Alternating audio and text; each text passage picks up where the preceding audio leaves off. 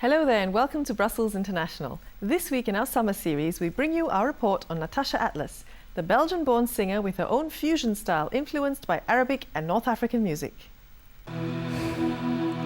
For those that don't know her yet, Natacha Atlas is a very famous pop diva, particularly in the Middle East, Egypt, Lebanon and Saudi Arabia. She has also sold several tens of thousands of her albums all across Europe.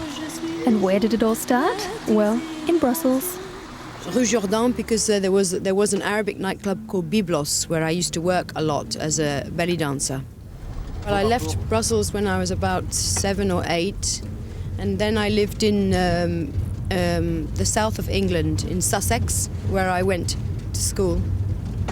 And I came back to Brussels when I was about 19. And then I went off to Turkey and Greece, lived in Greece for a while. Then I lived in Egypt for a while. And then I came back to London.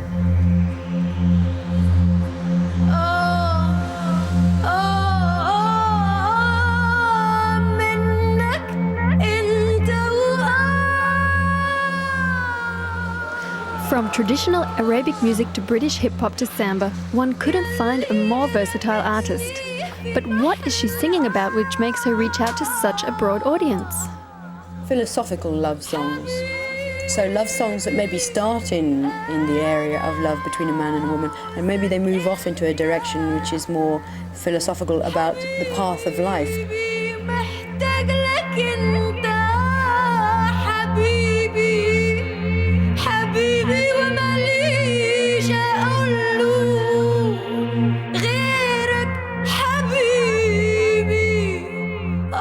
If you look at the Mazika and the Rotana, which are the Arabic music channels, you know, that's like the equivalent to MTV here in Europe, you see nothing but young, sexy, very coquettish, young Arabic female singers. I have a friend who's a Shabi singer, a famous guy called Hakim.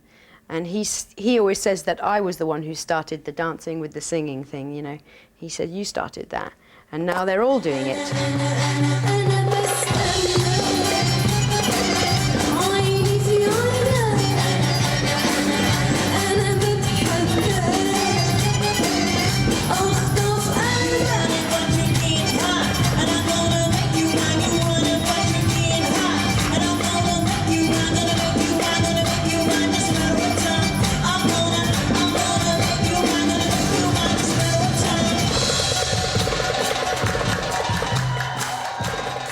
In a lot of places in the Arabic world, it's not easy for a young man and a young woman to meet and explore their relationship openly. So they have to do it hidden.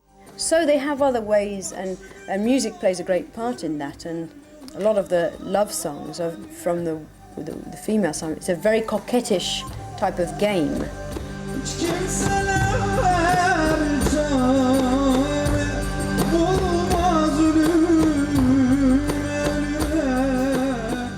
I had a track on Diaspora where I'm singing the call to prayer. But what I did with this song was that I sing the call to prayer as if it was a love song to God. So I'm singing about my love for God as if God was actually a man. And I did hear that there was some censorship against this a long time ago.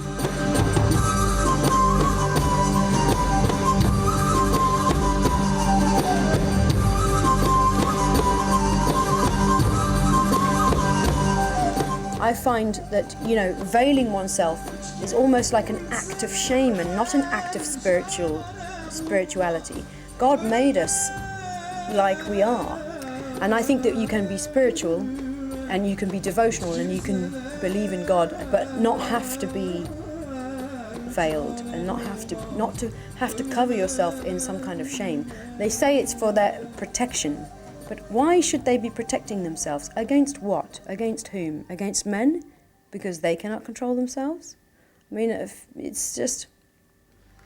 I can't agree with that. I cannot.